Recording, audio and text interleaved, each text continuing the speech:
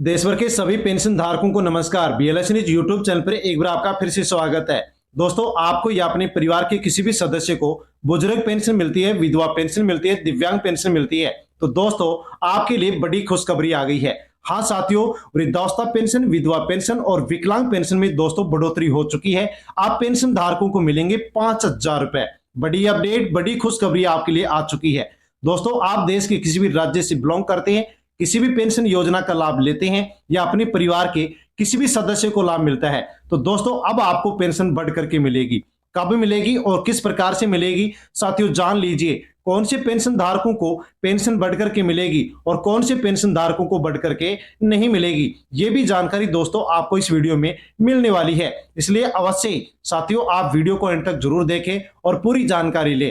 दोस्तों, पेंशनधारी जो कि कमेंट कर रहे हैं कि वृद्धावस्था पेंशन, विधवा पेंशन और विकलांग पेंशन में बढ़ोतरी कब की जाएगी, तो दोस्तों इसको लेकर के आपके लिए बड़ी खुशखबरी आ गई है। पेंशन में साथियों 5,000 रुपए तक की बढ़ोतरी कर दी गई है। कौन कौन से राज्यों में की गई है, कौन सी कैटेगरी में की गई है, अब आपको कितनी पेंशन मिलेगी जान लीजिए। साथियों, आप कमेंट में यह भी लिख दीजिए कि आप कौन से राज्य से कमेंट देख रहे हैं, कौन से स्थान से साथियों वीडियो देख रहे हैं। इसकी आप कमेंट अवश्य करें और चैनल पर नए हैं तो चैनल को सब्सक्राइब कर ले। अपने दोस्तों तक वीडियो को आप सेंड भी कर दें ताकि सभी लोगों तक जानकारी पहुंचे कि वृद्ध, विधवा, विकलांग पेंशन धारकों के लिए कौन कौन सी नई अपडेट आई है। हाँ साथियों, बिना किसी देरी के जानकारी लेते हैं कि पेंशन स्कीम अपडेट 2026 आ चुकी है। देश में सामाजिक सुरक्षा पेंशन योजनाएं लंबे समय से उन परिवारों के लिए सहारा रही है जिनकी नियमित आय नहीं होती है। बुजुर्ग नागरिक हो, विधवा महिला हो, दिव्यांगजन अक्सर दवाइयों, राशन और किराया, बिजली जैसे बुनियादी खर्चों के लिए इन्हीं योजनाओं पर निर्भर रहते हैं। बढ़ती महंगाई और स्वास्थ्य खर्चों के बीच पेंशन राशि में संभावित संशोधन को लेकर के दोस्तों नई चर्चाएं सामने आ चुकी हैं। रिपोर्ट के अनुसार 2026 से पेंशन दरों में साथियों वृद्धि पर विचार चल रहा है। हालांकि अंतिम निर्णय अभी तक नहीं हुआ है, लेकिन दोस्तों कितना यहाँ पर क्या निर्णय होने वाला है वो आप समझ सकते हैं। उपलब्ध दस्तावेज के आधार पर संकेत मिलते हैं कि यदि संशोधित दरें लागू होती हैं तो भुगतान सीधे लाभार्थी के बैंक खाते में डीबीडी प्रणाली के जरिए जारी की जाएगी। ये व्यवस्था पहले से लागू है और पारदर्शिता बनाए रखने में मदद करती है। प्रति व्यक्ति पर निर्भर करेगी क्योंकि अलग अलग राज्यों में पेंशन राशि, पात्रता की जो शर्तें हैं वो दोस्तों अलग अलग होती हैं। हाँ साथियों, अलग अलग राज्यों में अलग अलग पेंशन योजनाओं के माध्यम से अलग अलग पेंशन राशि आपको मिलने वाली है। सामाजिक सुरक्षा पेंशन का ढांचा क्या है और राज्यों की भूमिका क्या है, यह आपके लिए समझना बेहद जरूरी है। दोस्तों, भारत में बुजुर्ग, विधवा और दिव्यांग पेंशन योजनाएं केंद्र और राज्य सरकार की साझा जिम्मेदारी के माध्यम से चलाई जा रही हैं। केंद्र सरकार कुछ मानक गाइडलाइन तय करती है, जबकि वास्तविक मासिक राशि और अतिरिक्त सहायता अतिरिक्त सहायता जो राशि होती है वो राज्य स्तर पर तय की जाती है। यही कारण है कि एक राज्य में पेंशन 1,500 रुपए प्रत्येक महीने मिलती है तो दूसरे राज्य में 3,000 रुपए मिलती है या इससे अधिक में मिलती है, क्योंकि केंद्र सरकार और राज्य सरकारें मिलकर के पेंशन योजनाओं का संचालन करती हैं। पिछले एक दशक में कई राज्यों ने चरणबद्ध तरीके से पेंशन बढ़ाई है। उदाहरण के तौर पर समझे तो कुछ राज्यों में साथियों पहले से पेंशन शुरुआत में 500 रुपए से शुरू हुई और वहां पर बढ़कर के पेंशन 2,000 से 3,000 रुपए प्रति महीना पहुंच चुकी है। अब 2026 के लिए संभावित संशोधन की चर्चा इस क्रम का हिस्सा मानी जा रही है क्यों, ताकि महंगाई दर के अनुरूप राहत दी जा सके। हाँ साथियों, जिस प्रकार से महंगाई बढ़ रही है उसी प्रकार से पेंशन धारकों को पेंशन बढ़कर के दी जाए, इसके ऊपर साथियों अब यहाँ पर प्रस्ताव लिया गया है, चर्चा चल रही है। 2026 में प्रस्तावित संशोधन क्या है और कितनी पेंशन राशि बढ़ने की संभावना है, तो दोस्तों रिपोर्ट के अनुसार कुछ राज्यों में मौजूदा औसतन पेंशन है जो लगभग 3,000 रुपए प्रति माह है। इसे बढ़ाकर के 4,500 से 5,000 रुपए तक करने पर विचार किया जा रहा है। दोस्तों देख लीजिए, आपके लिए बड़ी खुशखबरी आ गई है। हालांकि ये राशि सभी राज्यों में समान रूप से लागू होगी या नहीं, इस पर स्पष्टता अभी बाकी है। जारी दिशा निर्देश बताते हैं कि अंतिम स्वीकृति बजट प्रावधान और प्रशासनिक आदेशों पर निर्भर करेगी। तो दोस्तों अब पेंशन जो राशि है वो 4,500 से 5,000 रुपए तक दोस्तों बढ़ने जा रही है और इसको लेकर के प्रस्तावों पर साथियों चर्चा की जा रही है।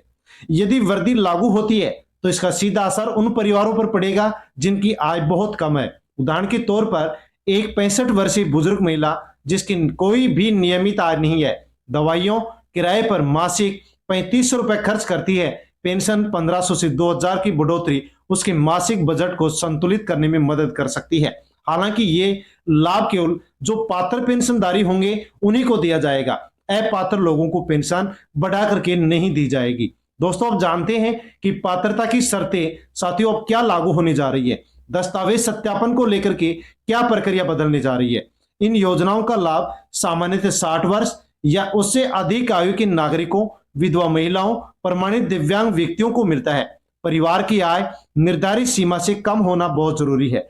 आवेदक संबंधित राज्य का स्थायी नागरिक होना चाहिए। कई राज्यों में बीपीएल राशन कार्ड को भी पात्रता की पूरक दस्तावेज के रूप में स्वीकार किया गया है। यानी कि दोस्तों, अब आगे पेंशन आपको तभी मिलेगी जब आप साथियों पात्र होंगे। जो भी पेंशन योजना है उसकी जो पात्रता की शर्तें हैं वो आप पूरी करेंगे तो ही पेंशन मिलेगी, वरना नहीं मिलेगी। यदि कोई नया फॉर्म भरना चाहता है तो उसको आधार कार्ड, बैंक खाता विवरण, आयु प्रमाण पत्र, आय प्रमाण पत्र मांगे जाते हैं। विधवा पेंशन के लिए मृत्यु प्रमाण पत्र मांगा जाता है। दिव्यांग पेंशन के लिए मेडिकल बोर्ड का प्रमाण पत्र आवश्यक रूप से माना जाता है।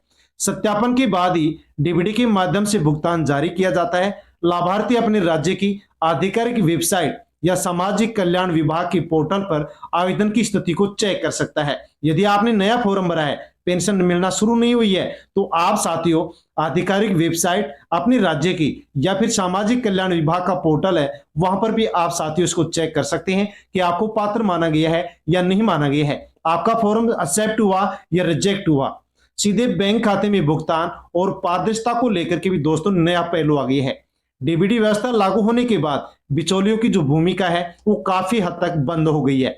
भुगतान सीधे लाभार्थी के बैंक खाते में ट्रांसफर किया जाता है। इससे देरी और अनियमितता की जो शिकायतें हैं कम हुई है। जानकारी साथियों जो मिली है उसके अनुसार 2026 में भी भुगतान की यही प्रणाली जारी रहने की संभावना है। यानी कि सभी पेंशनधारों को डीबीटी यानी कि डायरेक्ट बेनिफिट ट्रांसफर के माध्यम से पेंशन दी जाएगी। हालांकि दोस्तों, विशेषज्ञों का क्या मानना है, उन्होंने बताया है कि बैंक खाते का आधार कार्ड से लिंक होना जरूरी हो, समय पर केवाईसी अपडेट अवश्य करवाएं।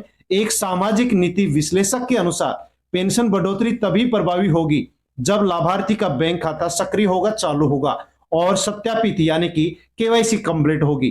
प्रशासनिक सुधार के बिना केवल राशि बढ़ाना पर्याप्त नहीं होता। ये टिप्पणी योजना के क्रियान्वयन पक्ष की ओर इशारा करती है। यानी कि पेंशन यदि बढ़ेगी तो उसी को मिलेगी जिसके साथियों हर रिकॉर्ड अपडेट होंगे, पेंशन रिकॉर्ड, बैंक रिकॉर्ड या इसके अलावा उसके डॉक्यूमेंट्स अपडेट होंगे। अब दोस्तों जानते हैं कि महंगाई के दौर में पेंशन संशोधन की आवश्यकता क्यों है।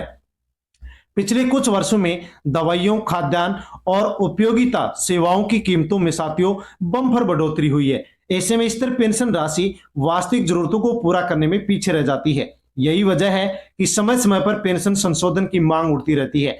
रिपोर्ट के अनुसार 2026 का प्रस्ताव इसी व्यापक संदर्भ को देखा जा रहा है। हाँ साथियों, यहाँ पर पेंशन बढ़ाने को लेकर की मांग की गई है, रिपोर्ट तैयार की गई है, क्योंकि इसमें कहा गया है कि जिस प्रकार से महंगाई बढ़ी है उस प्रकार से पेंशन धारकों को पेंशन बढ़कर के दी जानी चाहिए। साथियों, फिर भी यह समझना जरूरी है कि पेंशन वृद्धि सभी समस्याओं का समाधान नहीं होता है। कई लाभार्थियों को स्थानीय स्तर पर आवेदन स्वीकृति, दस्तावेज अपडेट, बैंकिंग संबंधी अड़चनों का सामना करना पड़ता है। इसलिए केवल घोषणा के बजाय क्रियान्वयन की निगरानी भी उतनी महत्वपूर्ण होगी। आधिकारिक पुष्टि देखना जरूरी होगी ताकि आप अफवाहों से बच सके। दोस्तों, पेंशन बढ़ेगी तो आपके अकाउंट में ट्रांसफर की जाएगी, लेकिन उससे पहले दोस्तों आपकी भूमिका होती है उसको आप पूरी अवश्य करें। अपना पेंशन रिकॉर्ड, बैंक रिकॉर्ड, अपने डॉक्यूमेंट्स अपडेट रखें। साथियों, ई केवाईसी कंप्लीट रखें। यदि आप ऐसा नहीं करते हैं तो बढ़ी हुई पेंशन तो क्या, आपको जो पेंशन मिलती है वो भी आपकी अस्थायी रूप से बंद हो जाती है। साथियों, आप जानते हैं कि जानकारी की पुष्टि आप कैसे कर सकते हैं, किन बातों पर आपको ध्यान देना चाहिए। लाभार्थियों को सलाह दी जाती है कि वे सोशल मीडिया पर प्रसारित अपुष्ट संदेशों पर निर्भर न रहे। सही जानकारी के लिए राज्य सरकार की सामाजिक न्याय या फिर महिला एवं बाल विकास विभाग की जो वेबसाइट है उसको देखना चाहिए। वहां पर जारी अधिसूचना, पात्रता मानदंड और भुगतान तिथि साथियों स्पष्ट रूप से आपको उपलब्ध हो जाती है, उसको आपको देखना चाहिए और उन्हीं के ऊपर आपको विश्वास करना चाहिए। दोस्तों, आगे जानते हैं यदि पेंशन राशि में बदलाव की घोषणा होती है तो उसका प्रभाव पुराने और नए लाभार्थियों दोनों पर अलग अलग हो सकता है। स्थिति व्यक्ति पर निर्भर करेगी क्योंकि आय सीमा, आयु शर्त और स्थानीय नियम भिन्न हो सकते हैं, अलग हो सकते हैं।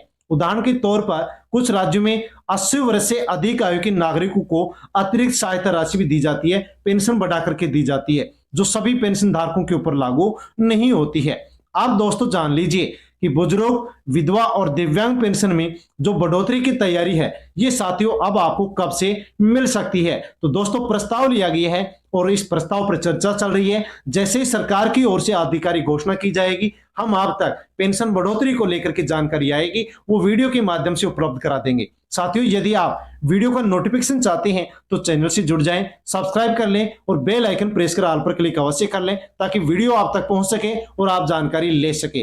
दोस्तों तक भी वीडियो को आप सेंड करें ताकि सभी लोगों तक जानकारी पहुंचे। दोस्तों वीडियो अच्छा लगा हो तो लाइक कर लें। धन्यवाद।